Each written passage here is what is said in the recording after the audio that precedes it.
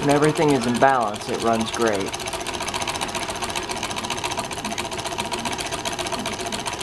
Friction is the enemy of all Stirling engines.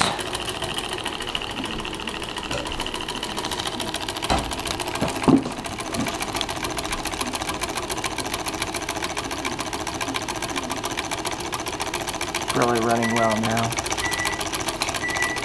If for whatever reason you get everything cleaned off of here and it's not sealing up well, you can use a little bit of thick grease. Make sure you stay back on the threads, not out where it protrudes into the air passage. You don't want that getting into the system.